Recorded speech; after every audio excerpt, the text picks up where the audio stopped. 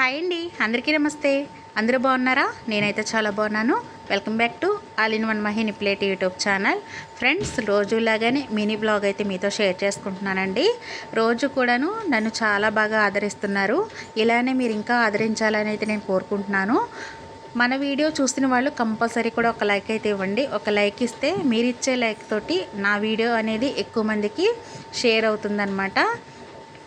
ఇంకా ఫస్ట్ వచ్చేసి పప్పు గ్రైండర్లో వేసేసుకున్నానండి. ఇంకా అది వేసేసాక అయితే పిల్లలకి మధ్యాహ్నం భోజనానికి వచ్చేస్తారు కదా, హాఫ్ డేస్ కదండి. ఇంకా అందుకని వేడివేడిగా రైస్ అయితే రెడీ చేసేసి వంకాయని మామిడికాయ అయితే ఇగురు చేస్తున్నానండి. అంటే కొంచెం పులుసు ఉండేలాగానే వండుతున్నాను అనమాట.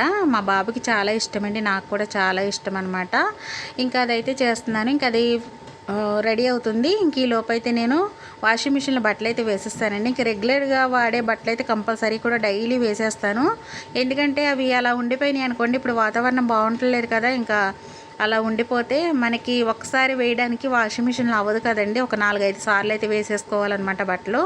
అందుకని నేను ఏం చేస్తున్నానంటే డైలీ ఒక్కసారి 2 సార్లు వేయాలని వేస్తున్నాను. మరీ ఎక్కువ బట్టలు వేసేసి మరీ లోడ్ ఎక్కువ పెట్టేసినా సరే అది తొందరగాను మనకి రిపేర్ వచ్చేస్తుంది అనమాట. అందుకని చెప్పి తక్కువే వేస్తున్నానండి. ఒక 5 జతల లోపులోనే వేస్తున్నాను అనమాట. ఇంకా నైట్ మాకు చాలా వర్షం వచ్చిందండి, గాలి దుమ్ము, చాలా పెద్ద వర్షం అయితే వచ్చిందనమాట. ఇంకా నేనైతే పడుకుని పోయాను. ఇంకా మా వారైతే చాలా పెద్ద వర్షం అయితే వచ్చిందని చెప్పారు. ఇంకా వాషింగ్ మిషన్ బయటే ఉంటుంది కదండి, దాని మీద అయితే వాటర్ పడిపోతుందని దానికి చాలా జాగ్రత్తలు అయితే చేశారనమాట. నేను మార్నింగ్ అయితే లేచి చూశాను. ఇంకా పిల్లలకైతే అన్నం పెట్టేశానండి.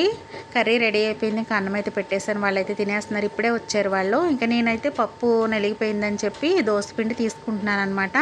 ఇంక ఇది తీసేసాక అయితే ఇడ్లీకి ప్రిపేర్ చేసుకోవాలండి. మనకి ఇడ్లీ పప్పు చాలా టైం పట్టేస్తుంది. ఎందుకంటే దోసపిండి తక్కువండి. దోసపిండి ఒక గింత అయితే ఇడ్లీ పిండి వచ్చి 4 గింతలు అనమాట. ఇంక అందుకని ఇంక ఇదైతే తీసేసి కలిపేసి ఒక దగ్గర అయితే పెట్టేసుకొని నేను ఇంకా ఇడ్లీ పప్పుకైతే వేసుకుంటానండి. ఫ్రెండ్స్, మన ఛానల్ ఫస్ట్ టైం చూసే వాళ్ళు సబ్స్క్రైబ్ చేయండి, లైక్ చేయండి, షేర్ చేయండి, సపోర్ట్ చేయండి. మీరు ఇచ్చే లైక్, మీరు ఇచ్చే సబ్స్క్రైబ్ నాకు చాలా యూజ్ అవుతుంది. మీరు ఎక్కువ మంది లైక్ చేసి ఎక్కువ మందికి షేర్ చేస్తే నా వీడియో అనేది ఇంకొంచెం రీచ్ అవుతుందండి. నన్ను ఆదరిస్తారని అయితే నేను మనస్ఫూర్తిగా కోరుకుంటున్నాను. ఇప్పటికీ నన్ను చాలా బాగా ఆదరిస్తున్నారండి. చాలా థ్యాంక్స్ అనమాట. ఒక్కొక్కరికి కూడాను పేరు పేరున అయితే ధన్యవాదాలు నేను చెప్పుకుంటున్నాను. ఇంకా ఇప్పుడైతే ఈ దోసపిండి అయితే రెడీ అయిపోయిందండి. ఇంకా మన పని అయితే అయిపోయినట్టే. ఇంకా కాసేపు అయితే ఊరనిస్తే ఇది ప్యాకింగ్ చేసేసుకోవచ్చు. మరొక వీడియోలో మళ్ళీ కలుద్దామండి. అంతవరకు ఉంటాను ఫ్రెండ్స్. బాయ్ అండి.